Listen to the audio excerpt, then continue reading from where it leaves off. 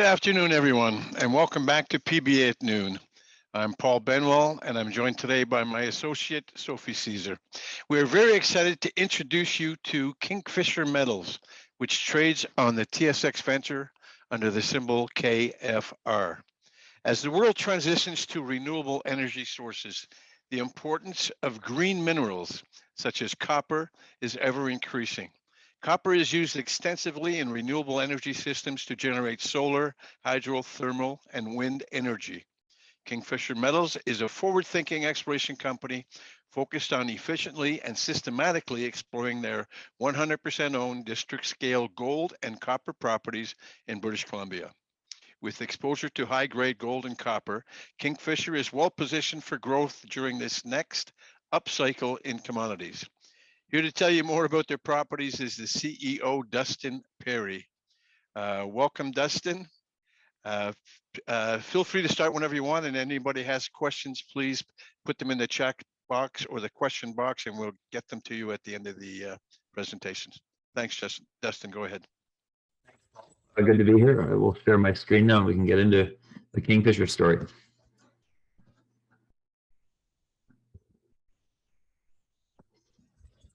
Okay, we good? Looks great. Okay, thanks. Okay, so Kingfisher, we are a BC-focused company. We're led by geologists such as myself. The idea for this company was to look for high-grade styles of mineralization in BC by thinking outside the box. We looked where there was clear evidence historically, but we didn't look for the most expensive real estate. And because of that, we were able to put together these really large projects that we own 100% of. So far to date, we've had a lot of success on our two main projects, Goldrange, which has really become our flagship, and it's a high-grade gold project where we've made a discovery, as well as our X-Style project, which is primarily a copper project, where we've identified numerous targets, and we're advancing that at the same time, but a little slower pace than our Goldrange project. So before I get into everything, please look at our disclaimer online. I am a geologist, so I'm inherently optimistic. Otherwise, I would have found another job by now. So let's get the cap structure out of the way. We're a fairly new company. We were listed beginning of March of last year in 2021. We have approximately 85 million shares outstanding right now. Of that, approximately 18.5% are owned by management and advisors. I myself have 4.2 million shares in the company. And then the balance of our shareholders is made up actually primarily of institutions. We're over 50%. Some of the big institutions in this deal would include Commodity Capital, the top performing gold fund out of Europe. We've also got Crescat Capital out of the United States and Plethora Precious Metals Fund out of Amsterdam. Additionally, EMX Royalty, which is approximately a $300 million royalty and prospect generator, has come in on our last two financings with a strictly equity position, which is highly unusual for them and really speaks to the quality of these projects and the ability of our team to advance them. So our team, like I touched on, it's a really technical team. That's really the emphasis for this. Gail, our BPX, her and I worked together a lot in our past throughout BC, and we really wanted to start a company together. We thought we could combine our exploration minds and make it work. And we brought the best contacts we had between our advisory board and then people with capital markets experience backing us. So a little bit about Gail. She worked throughout the Golden Triangle. She did her master's degree studying the KSM project, which is the largest undeveloped gold deposit in BC. Excellent structural geologist. Having her on board brought people like Charlie Gregg into the mix, who's just coming off the Prospector of the Year award for his discovery at GT Gold. So we are really a BC focused team, but then we also got capital markets professionals helping us, as I am a geologist. So, I do need a little bit of mentorship in that regard, this being my first public company. But Rick Trotman, he's come into the fold. He worked for RCF in Denver, doing as a mining analyst. And then Chris Belchins as well. He worked in investment banking for GMP in London. So we've really covered our bases. We've also got the Kennerland principals as well advising us as we picked up two of our projects from them. Some of your viewers from Quebec might know Kennerland because of their recent discovery at Frotte. So we've got the right team to explore the projects, and we're focused on BC, which is where the bulk of our experience lies. And like I touched on, we're looking for high-grade styles of mineralization. So to accomplish that in BC, in our opinion, you really got to be looking for orogenic gold systems. There's some really good examples of that. Barkerville, which is being developed now by a Cisco development. But then also the Braylorn mine, which produced 4.2 million ounces at 17.7 grams per ton. And Talisker is currently completing a 100,000 meter drill program there. So there's good examples, but there just isn't as much historic exploration for these deposit styles. Same with VMS deposits. The SK area, where SK Mining and Skeena Resources are currently developing those projects, those are good examples of VMS projects. But outside of the Golden Triangle, there hasn't been a lot of exploration. And what we see at Extol is a very similar project to the Arctic project that Trilogy Metals and South 32 are exploring in Alaska. So I said the focus is Goldrange. That's where we've we're really in the early stages of making a discovery there. So it has become our focus. So that's what the majority of this talk is going to be about, as that will be the main catalyst going forward, results on this project. So as I touched on, there's lots of good examples of orogenic gold systems, but just not a ton of exploration for them in BC. Good examples outside of BC in Alaska would include the Donlin project, the Pogo mine, and then through the Yukon, you've got Newmont's Coffee project that actually just got its environmental permit, I believe today or yesterday. And that project was purchased for over $500 million off of Kaminak several years ago. And then coming down in the BC, you've got our Tibbert project, which is a very exciting but much earlier stage project. And then our Goldrange project, which is really our flagship. So this is what it looks like at Goldrange. We have the fortune of being in southern BC, so we've got amazing weather, unlike a lot of northwestern British Columbia. In 2 years of flying helicopters on this project, we haven't had a single weather day. So it's been really efficient in those regards. It's also good for morale. Where we're camped is on a private ranch. The owners of this ranch happen to own the helicopter company, and they also happen to be mining. They were the original prospectors. Their ancestors were mining in the mountains here by hand back in the 1930s. So there's a really good historical connection we have, really supportive locals. And we've been able to hire some excellent workers from the local Indigenous population that will be coming back again this summer. So this is where we are within Southwest BC and with relation to the Braylorn project, which is a really significant project in the scope of things for British Columbia, but even for Canada. It's one of the highest grade gold mines ever in Canadian history. And that area is really starting to heat up. Endurance Gold has been drilling really successfully at the Reliance project. Another Australian company, Tempest, is at Elizabeth. Prosperity is I believe, an 11 million ounce gold porphyry. So there's a lot of gold in this area. And why we picked up this project, Goldrange, was because it was actually the most anomalous area within this entire belt, but it had the least amount of work. So we saw that as a really golden opportunity, an area with pretty good access. It still does require a helicopter, but because of that, the old timers didn't explore it as thoroughly, and there's a huge opportunity to make discoveries here. So before I go into our top zones at Goldrange, I want to give you a 3D view so you can kind of place yourself as I go forward. So Tatla Lake and the Highway 20 is at the top left of this map. And you can drive, one of our employees drove a Volkswagen Jetta to our camp. So it's readily accessible. There's active logging actually on the property nearby it. But the majority of our exploration in terms of drilling was done down at the Cloud Drifter Trend at the south end of the project, which is approximately 12 kilometers from an old mining road. So I'm going to talk mainly about that area at the southeast end of the project. Those are our most advanced targets, and those are what we're going to be drilling this year. But there's still a lot of opportunity at the north end, as we've identified numerous targets from a regional program this past summer. So this is what the Cloud Drifter Trend looks like looking south, where it says Langara Zone there in the top left. That would kind of be the location of the historic mining road that went up that mountain. So you're pretty well located, but this area had seen no historic drilling, and that's what caught our eye. There was a historic soil sampling anomaly that Ross Beatty's first company, Equinox Resources, they took that survey back in 87, 88, and then it was never followed up on. So we saw that as a huge opportunity. We acquired it off Kennerland in 2020 and then kept on building out the project. In 2020, we went out here and completed infill soil sampling, and rock sampling. That sampling across this trend identified 50 samples over 1 gram per ton in soil, which was unthinkable to me. I'd never seen a project like that in my career in BC. But then we backed it up with rock sampling with over 300 samples over 6 grams per ton. So it was a very encouraging target. And we went in there this year for the first ever drill program and tested only a small part around this cloud drifter zone, but had some very encouraging results so far. So, mineable widths, a mineable grade, presumably 6.88 grams over 9 meters, blind drilling on a first pass program. We were very pleased with that. Then we also hit even higher grades, up to 73 grams per ton over a meter. These are near surface hits within 150 meters of surface.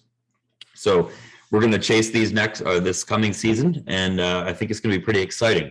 But there's a lot of other targets around this cloud drifter trend that we're also going to test. So it's going to be a pretty interesting program of following up on good initial results and then going and testing more of this anomaly.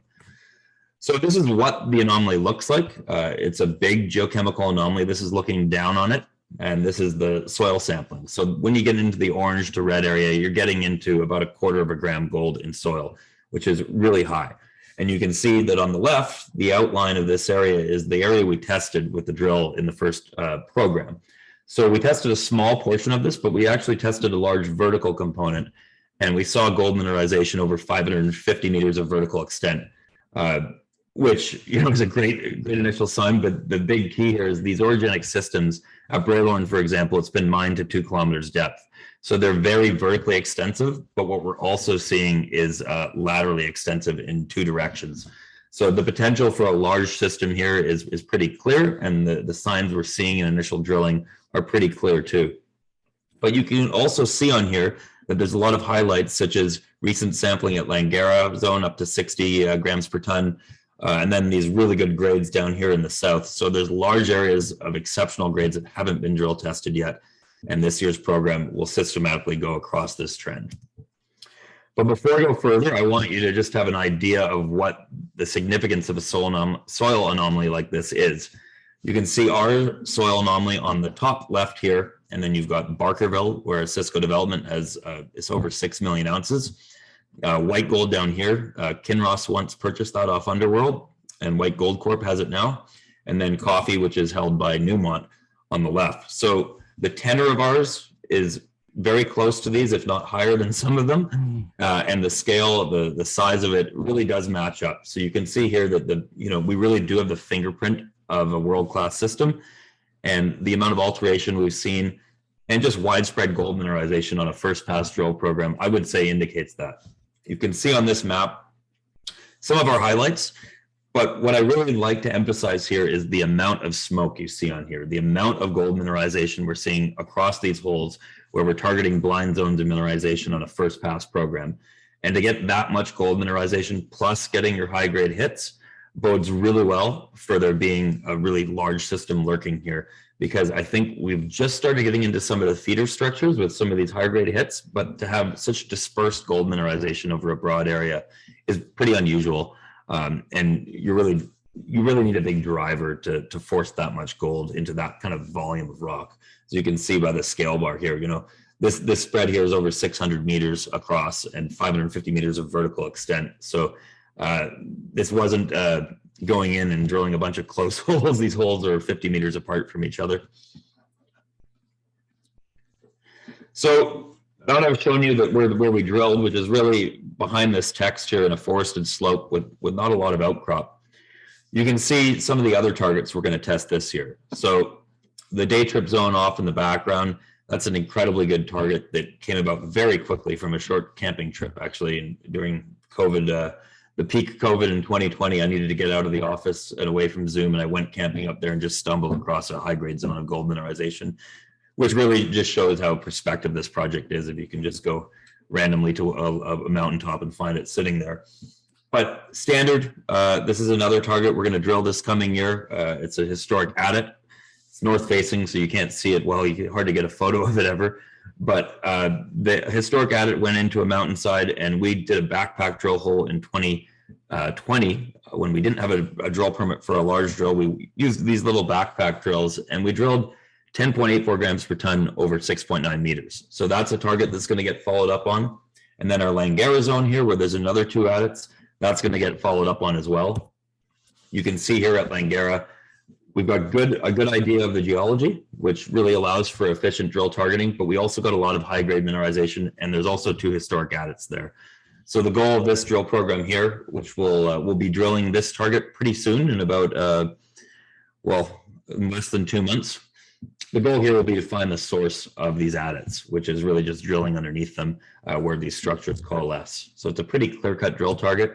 Same with our day trip zone, which, as I said, I walked across this mountainside or the top of this flat top mountain and found a large area of gold mineralization in in subcrop, so rubble material, indicating you're really close to outcrop, but you can't quite see it. Then also in talus fines, which are essentially soils. And, we got an excellent anomaly here. We did IP over it this year and it lit up like a Christmas tree. So these targets are all really high quality targets, but they're going to be new for testing this year. So the real key driver here for value is that our share price got beat up pretty hard after announcing a very significant grassroots discovery. But now we get to go back in and test the areas that are highlights from that initial program, but also test all these other targets. Being in a position where we've actually got cash going into this field season versus last year when we had to raise it, we're able to secure all our contractors a long time in advance, which will allow a lot more flexibility that we didn't have last year for moving drill pads around. So the program at Goldrange this summer is really what's going to drive the value for this company. And right now, I believe I just bought in the market last week because it's a highly undervalued play right now with a high degree of confidence going into these targets. So I think it's going to be a pretty exciting program on these. Sophie, do I have any more time here to talk about our other projects? Yeah, we can do another 3 to 5 minutes. Okay, thanks. So I mainly focused on Goldrange here because it really is our flagship asset and with what we're going to spend the majority of our money on this summer. But Extol is how we started the company, and Extol has a huge amount of potential for finding a large VMS district. So when I say VMS district, VMS deposits, they occur in clusters. You can see these red dots on here are individual deposits within districts. And the fingerprint is always you get a bunch of them in a district with some very rare exceptions. And I think they're seeing that at SK right now with SK Mining finding multiple VMSs around it. At Extol, we've managed to put together an entire VMS district that was explored by Falconbridge and Noranda in the 1980s.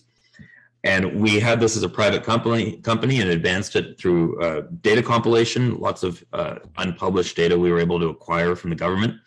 But then also we completed a property-wide geophysical survey, and that geophysical survey highlighted over 40 targets. So we've been working to prep this for drilling, and it will likely end up in a SpinCo or hopefully bring another partner in to advance it. We just don't have the means to advance this and Goldrange, really large projects at the same time. Like this project's 49 kilometers long. But we've got it, we're bringing it up to the permitting stage and having it ready with drill targets selected, and it will be good to go for next year. One big advantage of this project, though, is the location. You look at the other projects, Arctic just had their road denied again. That's a 300-mile road into the Arctic. Whereas at Extol, we're sitting right beside the LNG terminal in Kitimat. It's a $40 billion investment. I think it's the largest infrastructure project in Canada. So we're on a shipping lane to Asia. We've got tidewater at the north end and a pretty mild climate being near the ocean. So again, another great source of value for Kingfisher Metals. I don't think we're going to drill that. We're not going to drill it this year, but it will be ready for drilling next year. And whether it's us or a SpinCo or another company, we'll take whatever route makes sense for the company. But this project has a lot of potential for high grade copper and other battery metals as well. Our last project, Hibbert. I don't have a lot of time here. The big key is watch for news on this. We'll be announcing some news from our initial results on this project in the next week. It covers a historic placer camp that's produced over 200,000 ounces of gold. A lot of potential here because nobody has found a source yet, and there's a lot of anecdotal notes about some really high-grade material here. when you go through the annual mine reports from the BC government dating back to the 1870s. So very interesting project, but again, it's taking a bit of a backseat to our Goldrange project, which is really the value creation story here for Kingfisher Metals. I think I've covered everything I need to cover, Sophie. Excellent. So great. I invite everybody to ask their questions. We already have a couple here. So actually, let's go back to, you had started with the capital structure. What are the strike prices and terms on your warrants? Do you want to share your screen again and maybe look at that? Or... Let me get there.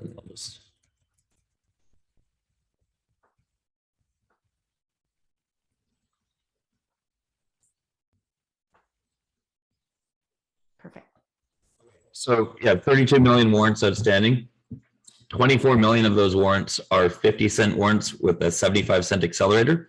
And those are 2-year warrants from listing. So those will expire March 18th of next year. Okay. And then the balance of those warrants are a mix of warrants at 70 cents with no accelerator, which are 2-year from June of last year. And then 12.5-cent with 30-cent accelerator that expire March as well of next year. Okay. And who, you management and advisors ownership 18.5%. Who are, oh, there you go. Institutional investors include, perfect. That was a question, who are some of your larger investors? These are our major investors. We've also got a private investor that's a very significant shareholder. I'm not mentioning his name yet, but I was just down in Peru visiting him. He's from a private Peruvian mining family. I was there last week. So we're definitely over, we would probably be closer to 60%, I would guess, high net worth and institutions now. Okay. There's not a lot of the buying over the last, since we announced our results since November, has been absorbed by these groups. So I would say we've become tighter over the last 6 months. Okay, great. Let's talk a little bit about the properties. Do you have any royalties on the properties? So a portion of our Goldrange project has a 2% royalty payable to Kennerland. That covers our Cloud Drifter zone and a few of the targets in the center of the property. The new area where we did the regional work at the north end of the project has no royalty on it. Our Tibbert project has a 2% royalty to Kennerland as well. And then our Extol project has no royalty. Okay. And talking about the properties, would you consider JVing any of your other properties? Extol, due to the lack of a royalty on it. I don't think we would JV any of the other projects. We have we've got the ability to advance Goldrange very well, I would say, and more efficiently than a lot of other companies. So there's no interest in that. And then our Tibbert project, we're able to work that up in the background while maintaining the claims, just kind of lifting it up and advancing it without allocating too many resources there. So we're going to keep on doing that, and then move it towards drilling as quickly as possible. But Extol, we will be looking for a partner for that, or potentially a spinco. It is hard to find people to run companies, so whatever makes sense. But it's we're getting it ready for drilling. Okay, excellent. So I know you touched a little bit on infrastructure. Can you elaborate a little bit more into that? Yeah, so the infrastructure at our Goldrange project, so that's probably what people are interested in. So we've got roads that go to the southeast end of the project and the north end of the project. They're either logging roads or ranch roads or historic mine roads. So they get you pretty close. Otherwise, it's helicopter access. But it is relatively on the low end for helicopter access due to there being a helicopter base on site. And they've operated there for 30 years, so they know the mountains really well. And also just the weather. It's really, really good weather, so you don't pay any standby time, and it's just not that long of a flight. It's about a 7-minute flight from our camp to where we were drilling last year. Wow. So help out this Montrealer. What is the weather like in that region year round? Like, are you able to be on property year round, or is there a part of the year where you can't be drilling or can't be up there? It's seasonal, like anything in the mountains in BC. But it has a longer season than the Golden Triangle. So our permit's valid from May 1st until October 31st. Okay. So that would be the limitation on that. But we're going to start here. We've got a drill arriving on the 17th of May this year. That's what it's penciled in for. And theoretically, we could have probably started a couple weeks earlier. The working season, I would say it's got about a month on either end of the Golden Triangle, but it is seasonal. Okay, so you touched on great. Yeah, the weather's great. You touched on 2 points that I want to ask you. Yeah. One was, so you do have you're fully permitted. Yeah, we got a 5-year permit on this project, and we're working. We'll have a permit here soon for our Extol project, and then we haven't had to do permitted work yet at our Tibbert project. So that application will happen soon. We've got a good relationship. We've got a communications agreement with the Taltown on that project, though, so it won't be difficult to acquire a permit there. But yeah, we're good to go. We're permitted for 2 drills. We have 2 drills secured. We've got a RAB RC drill that will arrive on the 17th, which is an air drill. That's going to drill shallower holes on our targets outside of our main zone of drilling. And then the diamond drill will arrive around the 1st of June. Okay, well, that was my second question. So how does the equipment get there? So, if it's 7 minutes by helicopter, you're helicoptering in the equipment? Yes, so you can drive it to our camp. You can actually position it even closer to the area of drilling at the south end of the project. And then it's just lifted up in pieces. Okay. Just like all the other helicopter programs in BC. It's excellent. So 43101, how close are you to that? So there is one filed on CDAR, but it's a very early stage 43101. It doesn't have any drilling in it yet. It was from a site visit done, I guess, as we were starting drilling this past year. But I believe they're thinking a resource, and that's quite a ways off, given that this is the first ever drill program last year on this project. It's a nearly 500 square kilometer project, and nobody'd ever drilled it before. So, wow. We're at the beginning of the story, but it's also the most exciting point of the story because, we could hit some pretty interesting intercepts this summer. For sure. And that was actually the next question. How much drilling did you do on your property? So, you answered that. So how much drilling do you have planned then as a follow-up? Yeah, so we did 14 holes over 5,000 meters last year. So we drilled a lot of longer holes, and part of the reason for that was we just didn't have access to pad builders, which was a pretty big like Achilles heel for a lot of companies in BC last year. So we had to drill longer holes to hit targets versus drilling shallow holes, which is really going to be the focus this year. So this year, the goal is to drill a minimum of 7,500 meters with the diamond drill, plus a couple thousand meters with the percussion drill, which will start early, and that will test a bunch of targets that are shallow, and it will test them before the diamond drill arrives. And the goal will be to get that information back as soon as possible in the season, and then follow those up with the big boy, with the diamond drill later in the summer. So then in terms of testing and assay labs and everything, what's your delay and time on that, considering where you're located and getting the result, the drill samples out into the lab? Yeah, so I'm optimistic that we're going to have a much faster turnaround. We're switching labs. We were at the biggest lab in the country, and now we're going to a smaller lab that actually has access to this new machine called the Chrysos photon assay, which is a pretty new method of analyzing for gold that was developed in Australia. I know Barrick and I believe Kinross have installed facilities at mines in Africa. It's a much faster technique. So basically, we're guaranteed a 4-week turnaround from the time they receive the samples. It actually ships out to Val-d'Or, but they prepare the sample in Vancouver.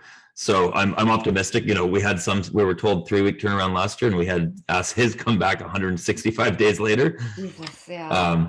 So I'm optimistic for that. The other thing too is because we're starting before the bulk of everybody else, we've got a 1-month head start on the Golden Triangle. So we'll have samples in the lab before it really gets packed. So then that's an interesting question. What is the copper to gold ratio? And, you mentioned gold. Is that the main focus going forward?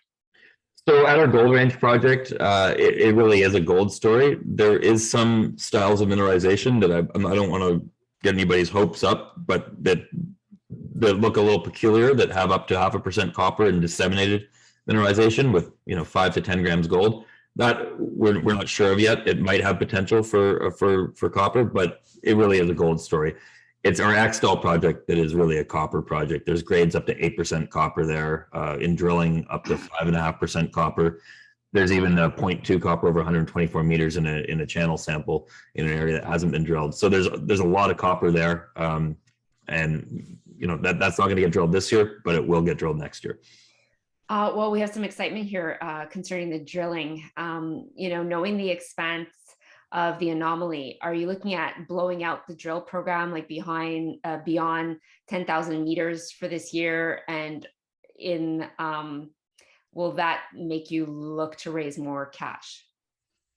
So I think we calculated, I believe it was around 11 or 12,000 meters is the max we could drill with one drill during the season, just given the length of the season, and you slow down near the end of the season generally because the weather gets worse. So I think that's our max capability. Obviously, I agree. Everything is dictated by financing, so we would have to raise more money to do that. So I'm not going to commit to a number yet. It's going to be a kind of take it as it goes. But we do have these supportive institutions that will write checks if we need, and we have cash right now. Right now, we've got approximately 4.25 million in the bank. So how long?